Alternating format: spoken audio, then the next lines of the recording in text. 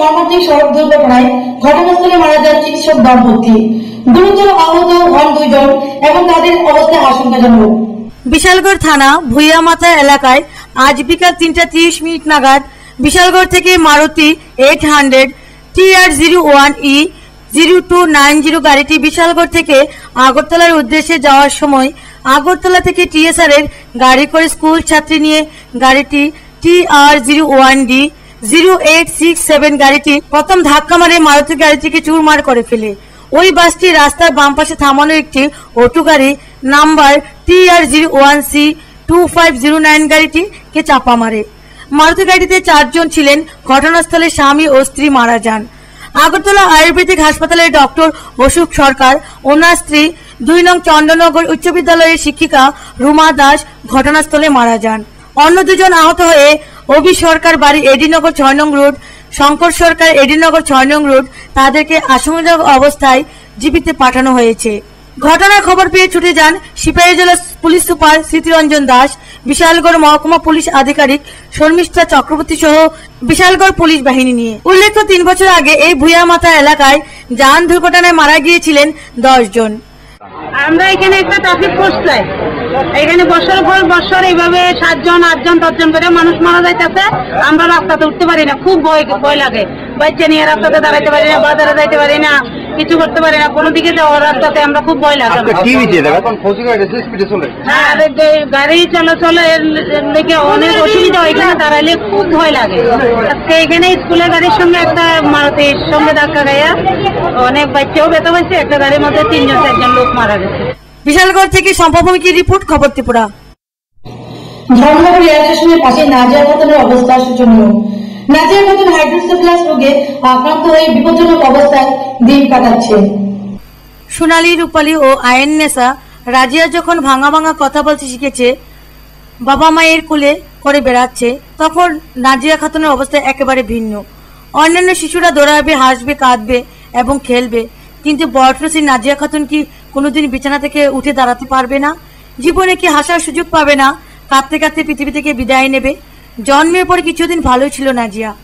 বয়স বাড়ার সাথে সাথে মুখে কথা ফুটতে শুরু করে, কিন্তু যতই দিন অতিবাহিত হতে থাকে ততই নাজিয়ার মুখ থেকে হাসি বিলীন হতে থাকে, মাথা বড় হতে থাকে।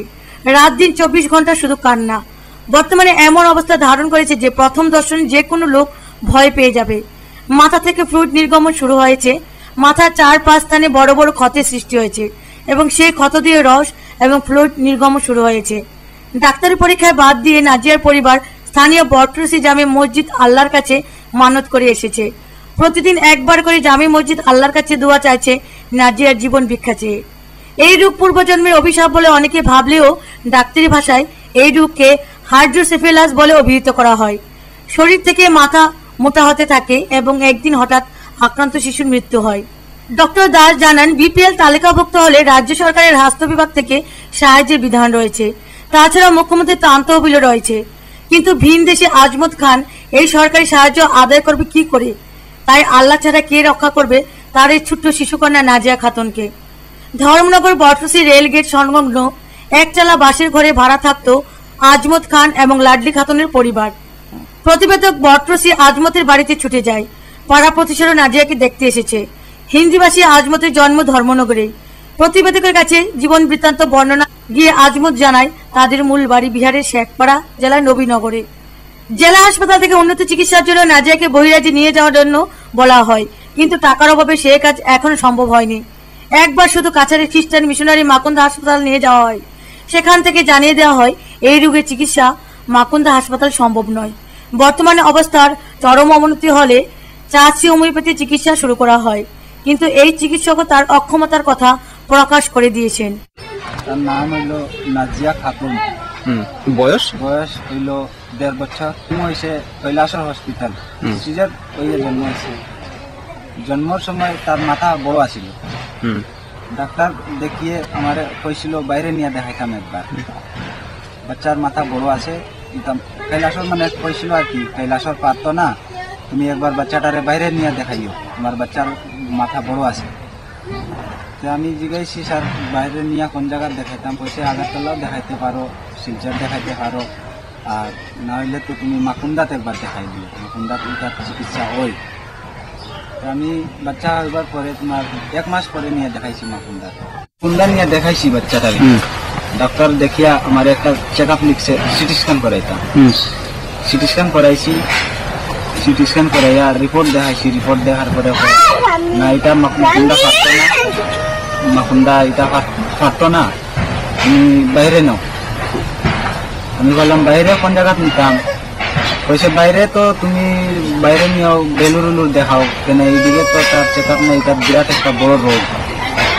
আমরা হইলাম গরিব মানুষ, রিক্সা চালাইয়া সংসার চলে, দিন মজদুরি করিয়া, আরো 3টা বাচ্চা আছে আমার এর ছাড়া। আমার কাছে তো অত টাকা পয়সা নাই। আর মাকুন্দা যখন কইছে কি বাইরে নিয়ে দেখাওতে, আমি চিন্তা করছি কি বহুত টাকা পয়সার দরকার। এই অবস্থায় আজিমত লাডলি খান পরিবার সবসময় আল্লাহর কাছে দোয়া করে চলেছেন, কেননা তাদের কাছে বিকল্প আর কিছু নেই। এই অবস্থায় সমাজসেবী সংগঠনগুলিকে এগিয়ে আসার আবেদন জানানো হয়েছে। ধর্মনগর হাসপাতালের এক চিকিৎসক জানিয়েছেন, বর্তমানে নাজিয়া খাতুনে রাজ্যের হাইড্রোসেফেলাস আক্রান্ত রোগীদের মধ্যে বিপজ্জনক অবস্থা রয়েছে। খুব দ্রুত উন্নত চিকিৎসার প্রয়োজন। আমার নাম হইল আজমত খান, ছেলে হইল 2টা, মাইয়া হইল 2টা।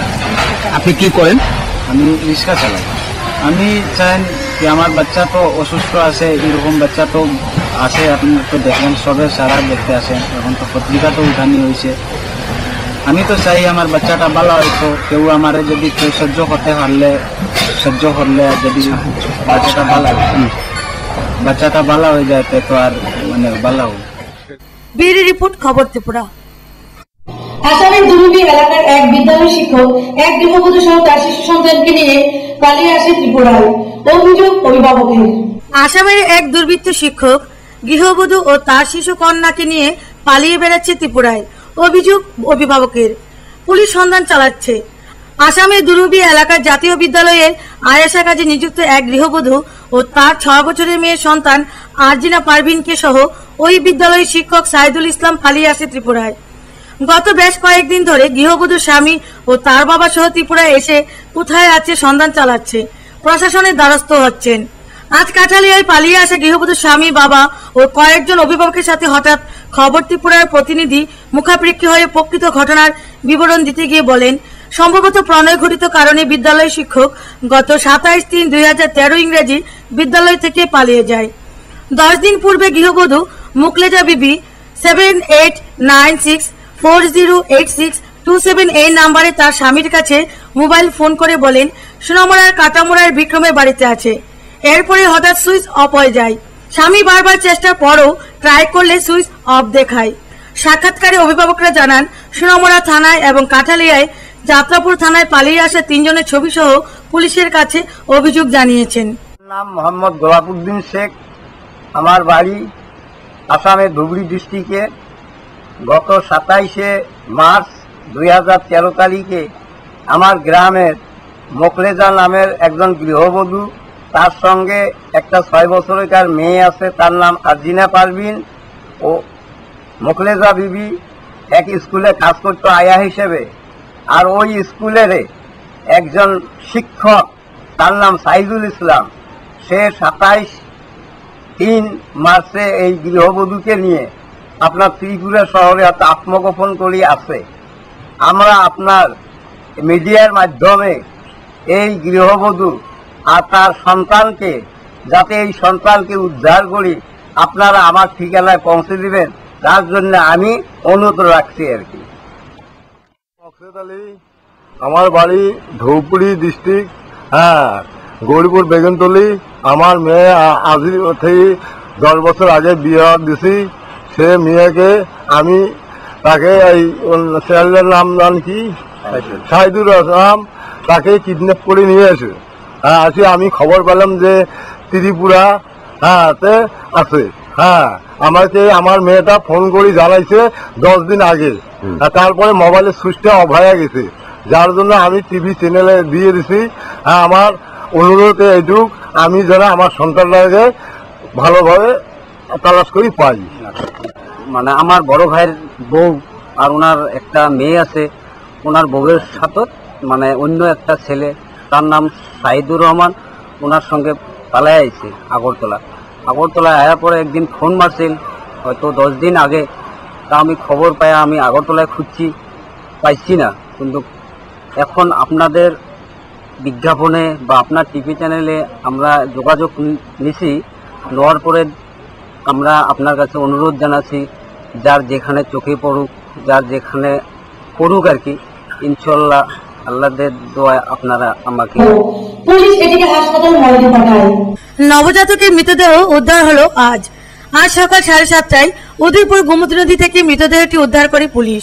প্রাথমিক ধারণা নবজাতকের বয়স 2 দিন হতে পারে। রাধাকিশোরপুর থানা পুলিশ এটিকে উদ্ধার করে হাসপাতাল মর্গে পাঠায়। জানা যায় সুভাষ সেতু সংলগ্ন মাছ ধরতে যায় এক যুবক, হঠাৎই দেখে চরে একটি নবজাতক শিশুর মৃতদেহ। তখনই পুলিশে খবর দেওয়া হয়।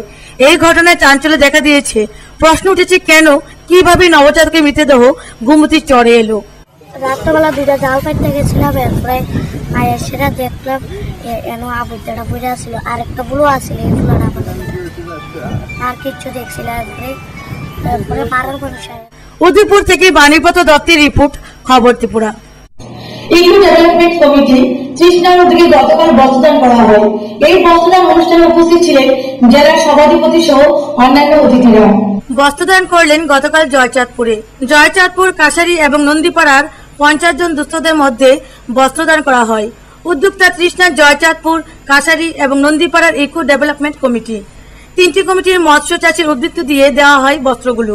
তৃষ্ণা অভয়ারণ্যের মূল ফটকের সামনে হয় বস্ত্র বিতরণ অনুষ্ঠানটি।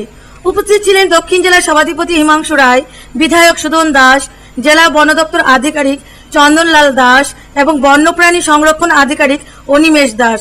বক্তারা বস্ত্রদানের গুরুত্ব বিস্তারিত বলেন, পাশাপাশি এই ধরনের উদ্যোগ জারি রাখতে আবেদন রাখেন। বস্ত্রদানকে ঘিরে এলাকার জনগণের মধ্যে দেখা দেয় উৎসাহ। মানুষকে সচেতন করে বন রক্ষা করতে হবে।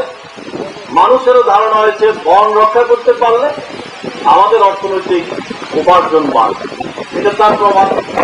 সৌভাগ্য এই এলাকার মানুষের যে আমরা তৃষ্ণা অভয়ারণ্যটা এখানে পেয়েছি। তার মধ্যে কি আছে? অনেক কিছু আছে। ত্রিপুরা রাজ্যের বনজ সম্পদের মধ্যে বিভিন্ন প্রজাতির গাছ, তারপরে লতা, গুল্ম, এই সমস্ত যা আছে তার চেয়ে বেশি পরিমাণ তৃষ্ণাতে আছে। পশু পাখি যা আছে অন্য জায়গায় যা আছে তার চেয়ে বেশি আছে তৃষ্ণা। আমাদের বেশি আছে, যেমন আমাদের সিদ্ধিনগরের একটা রেশন কমিটি আছে, ওখানে গত বছর আগের বছর 1 লক্ষ টাকা মাছ বিক্রি হয়েছে।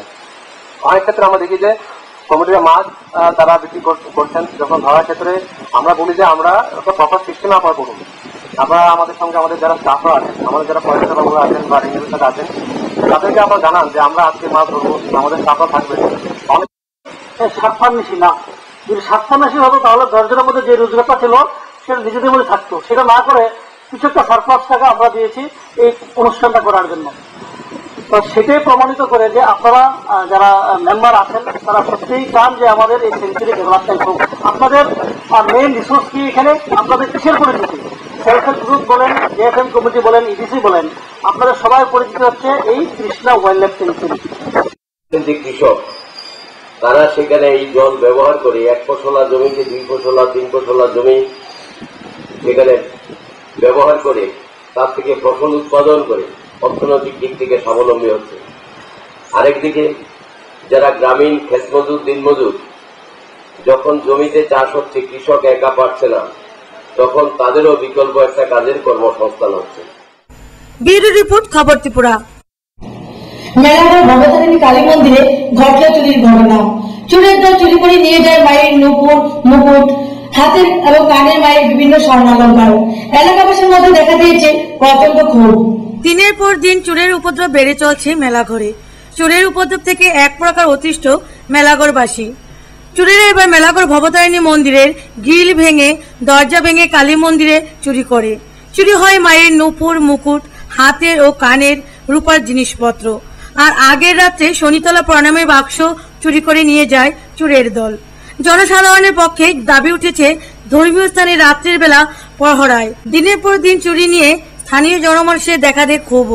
500 টাকা আসতো, টাকা পয়সা আলোচনায় গ্যাসের টাকা দিচ্ছিল ডিভাইসে চুরিয়ে গেছে কি তালা ভাঙছে, তালা ভেঙে গ্লাসটা ভেঙে সিটকারি খুলছে ভিতরে, সিটকারি খুললে আপনার ভিতরে গ্যাস 1200 ছিল।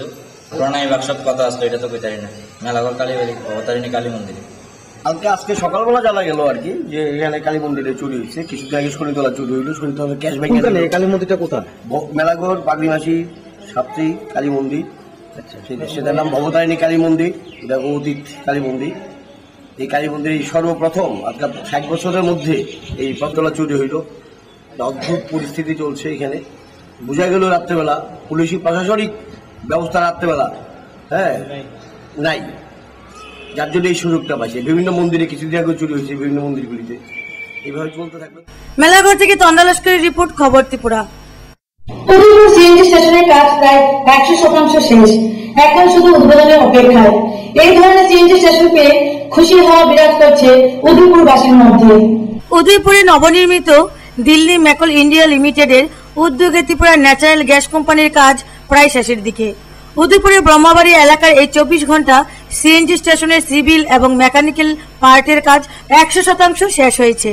এমনকি সিএনজি স্টেশনে নানা রঙের আবরণী এবং লাইট পোস্টের মাধ্যমে প্রাকৃতিক সৌন্দর্য অতুলনীয় করা হয়েছে। জানা গেছে নির্মীয়মান এই সিএনজি স্টেশনের খরচ কন্ট্রাক্ট অনুযায়ী প্রায় 2.5 কোটি টাকা হয়েছে। অপরদিকে আরেকটি সূত্রে জানা গেছে স্থানীয় সিএনজি স্টেশনটি চালু হলে প্রথম অবস্থায় একটা ডিসপেন্সারি থেকে এবং পরবর্তী সময়ে 4টা ডিসপেন্সারি থেকে শুরু হবে। উদয়পুরে নবনির্মিত সিএনজি স্টেশন বর্তমানে উদ্বোধনের অপেক্ষায়। খুশি সকল অংশী জনগণ। ব্যাপার তো আমরা বলতে পারবো না, তবে এখানে সমস্ত অটো এবং মিনি যেগুলি মারুতি ছোট গাড়িগুলি সবগুলি এখান থেকে গ্যাস নিতে পারবে। এখন বর্তমানে এই গ্যাসটা আগরতলা থেকে সিলিন্ডার গাড়ি করে সিলিন্ডার করে এসে তারপরে গাড়িগুলিতে সরবরাহ করা হবে। ভবিষ্যতে সিএনজি কর্তৃপক্ষ বলেছে ওদের পাইপলাইনের মাধ্যমে এখানে গ্যাস ফিউচার পয়েন্ট করে। উদয়পুর থেকে বাণীব্রত দত্তের রিপোর্ট, খবর ত্রিপুরা। আবারও দাম কমবে পেট্রোলের। এবার এক ধাক্কায় লিটার পিছু 3 টাকা। ত্রিপুরায় পেট্রোলের নয়া দাম 61 টাকা 89 পয়সা। ফের পেট্রোলের দাম কমলো, এবার এক ধাক্কায় লিটার পিছু 3 টাকা। গত 5 বছরে এক ধাক্কায় ততটা পেট্রোলের দাম আর কমেনি। গত মাস থেকে এই নিয়ে 4 বার পেট্রোলের দাম কমলো। গতকাল মধ্যরাত থেকেই নয়া দাম কার্যকরী হবে। পেট্রোলের দাম এক ধাক্কায় 3 টাকা লিটার পিছু কমায় দিল্লিতে পেট্রোলের দাম হয়েছে 63 টাকা 9 পয়সা। বর্তমানে লিটার প্রতি পেট্রোলের দাম দিল্লিতে 66 টাকা 9 পয়সা। আন্তর্জাতিক বাজারে তেলের দাম কমায় এই দেশীয় পেট্রোলের দাম কমালো রাষ্ট্রায়ত্ত তেল সংস্থাগুলি। প্রতি 15 দিন অন্তর অন্তরই রাষ্ট্রায়ত্ত তেল সংস্থাগুলি পেট্রোলের দাম পর্যালোচনা করে। গত 16 এপ্রিল পেট্রোলের দাম কমেছিল লিটার প্রতি 1 টাকা 20 পয়সা। গত 16 মার্চ পেট্রোলের দাম কমে লিটার প্রতি 2 টাকা 40 পয়সা এবং পরের সপ্তাহে ফের পেট্রোলের দাম কমেছিল লিটার প্রতি 1 টাকা। 2008 ডিসেম্বরের পর এই প্রথম পেট্রোলের দাম 5 টাকার বেশি কমলো গত 5 বছরে। 2008 সালের ডিসেম্বরে শেষবারের মতো এক ধাক্কায় 5 টাকা লিটার প্রতি কমে পেট্রোলের দাম দাঁড়িয়েছিল 45 টাকা 62 পয়সা। এদিকে ত্রিপুরায় বর্তমানে লিটার প্রতি পেট্রোলের দাম 64 টাকা 89 পয়সা। গতকাল মধ্যরাত থেকে নয়া দাম কার্যকরী হওয়ায় এই রাজ্যে পেট্রোলের দাম হয়েছে 61 টাকা 89 পয়সা।